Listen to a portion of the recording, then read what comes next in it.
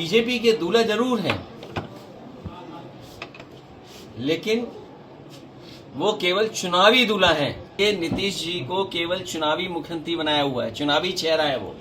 चुनाव के बाद वो चेहरा नहीं होंगे। बिहार बदलाव मांग रहा है। बिहार बेहतर, खुशहाली और तरक्की के रास्ते पे जाना चाहता है। बीजेपी एक षड्यंत्र के तहत, कहां सोचिए, इंडिया गठबंधन नीतीश जी को प्रधानमंत्री बना रहा था, और आज केवल चेहरे के लिए मुख्यमंत्री हैं वो। मैं आज आपसे फिर कहता हूं, बिहार की जागरूक जनता भी ये जानती है।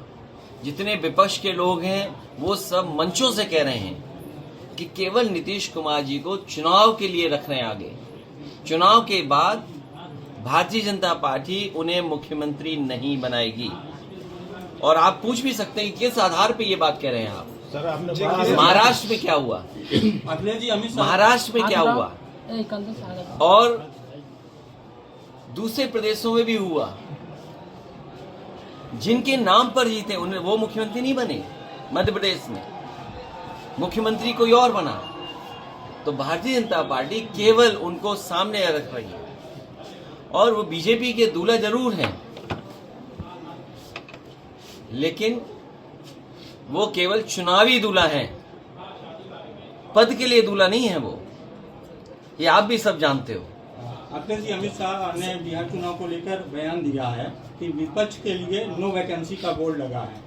न बिहार में सीएम की गद्दी खाली है, न दिल्ली में पीएम की। वैकेंसी जनता बनाती है। ये कोई अखबार में ऐड से या किसी के ऐड से नहीं चलता है।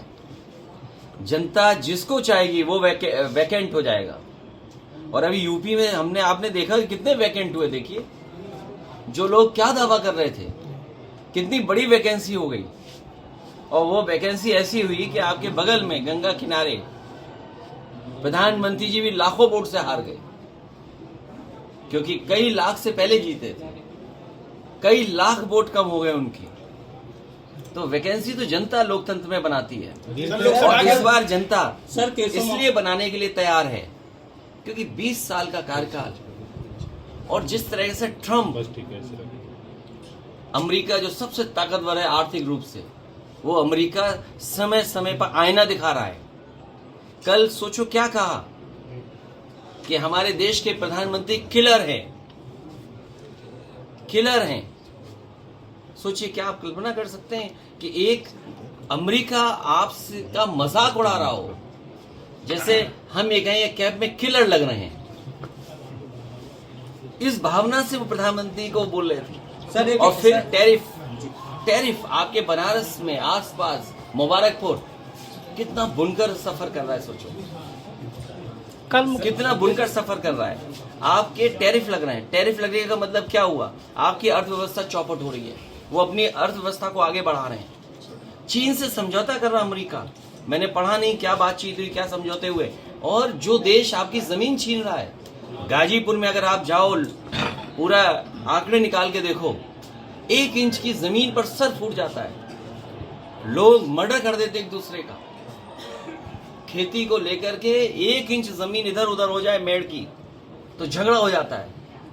वो अलग बात है कि अंग्रेज आया, जमीन बांटता चला गया, लेकिन यहीं पर उसकी यादगार है। सर कल और चीन ने हमारी कितनी जमीन कम छीन ली। ये भारत सरकार अभी तक बताने को तैयार नहीं कि हमारी जमीन कितने वर्ग फीट है, कितने स्क्वायर किलोमीटर भारत का हमारा एरिया है। क्या हम सब लोग भारत के एरिया को नहीं जानना चाहते? ये एरिया पे बात नहीं कर रहे हैं। ये डीजल महंगा उस पर बात नहीं कर रहे हैं। बताओ, खाद कहाँ मिल रही है, डीएपी कहाँ मिल रही है? बताइए आप। किसी दुकान में मिल रही है? किसी क्या कारण है कि डीएपी खाद नहीं है? बताइए। किसान लाइन में लगा है, कई जगह जान गई किसानों की लाइन में लगी। धान बताओ क्या खरीद गया। बिहार दूर नहीं है यहाँ से। खाद बताइए, और धान क्या रेट मिल रहा है धान किसान को? जो एक्सप्रेसवे समाजवादियों ने बनाया था, इसके किनारे मंडी बननी थी। हमारे गाजीपुर के किसान खुशहाल हो जाते, मंडी बनती थी, कीमत मिलती है अगर पैदावार की, सब्जियों की, अनाज की। लेकिन मंडी नहीं बनी। जो गांव पखनपुरा कहाँ गए हमारे विधायक मनु अंसारी, जिस गांव पखनपुरा नहीं रहने दो मत ब्लॉक, उससे आगे नहीं सड़क बड़ी, 1 इंच सड़क बड़ी हो तो बताओ। यही सड़क चली जाती बिहार, वो सोचिए अभी तो बन रही है।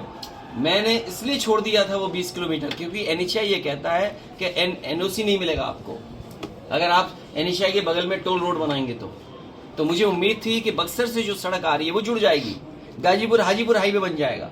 बताओ क्या स्थिति में हम लोग। पूर्वांचल को इसीलिए 2022 का चुनाव प्रचार मैंने गाजीपुर से शुरू किया था, और मैं जानता हूं गाजीपुर की धरती समाजवादियों की धरती है। पुनः हमें उसी मत से, उसी तरीके से, उससे बेहतर जिताएगी। और हम गाजीपुर के लोगों को और यहाँ के नौजवानों को भरोसा दिला के जा रहे हैं। किसान खेती बाड़ी की तो मदद करें करेंगे। मैं जब उतर रहा था, ग्राउंड देख रहा था मैं कि कई नौजवान उस पर तैयारी करते होंगे फौज की भर्ती का। मेरे दाईं तरफ जब मैं हेलीकॉप्टर से उतर रहा था, एक ग्राउंड बनाया हुआ है उन्होंने, ऑब्स्टिकल्स लगाए हुए हैं। तो समाजवादियों का मौका मिलेगा और हम लोग लड़ते रहेंगे जब तक फौज की भर्ती पक्की ना हो। सर, अमित शाह कह रहे हैं राहुल गांधी ने कहा है कि प्रधानमंत्री वोट के लिए मंच पे नाचेंगे। अरे मैंने क्या कहा आपसे?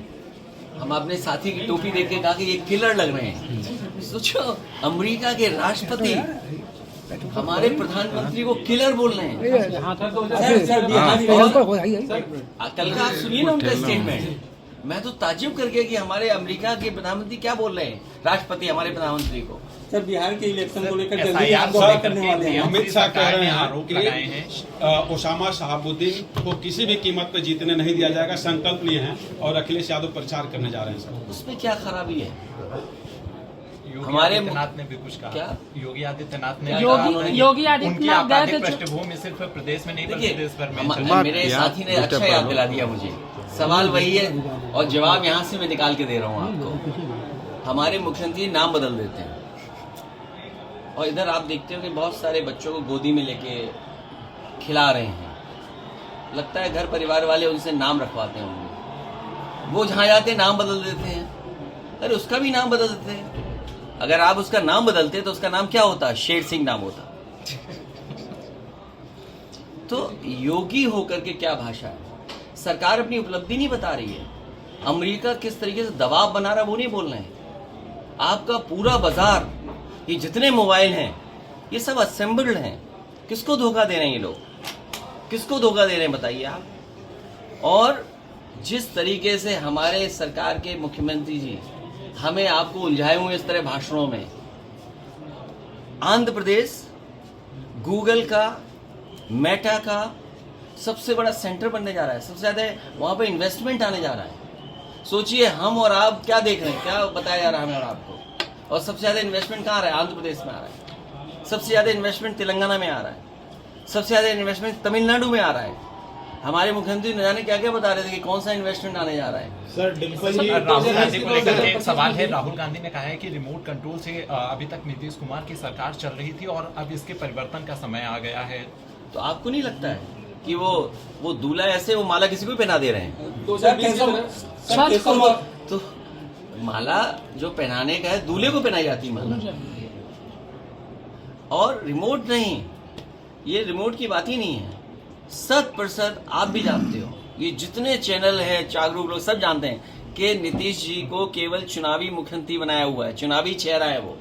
चुनाव के बाद वो चेहरा नहीं होंगे, कोई नया बैठाया जाएगा। तेजस्वी बनाम नीतीश कुमार, कितना नंबर देंगे? मैं कह रहा हूँ तेजस्वी मुख्यमंत्री बनने जा रहे हैं। हम सब लोग उनके समर्थन में हैं, और न केवल समर्थन है, सरकार चलाने में जो कुछ हम लोग सहयोग कर सकते हैं उनको रास्ता दिखाने के लिए, उनकी मदद करने के लिए हम लोग तैयार हैं।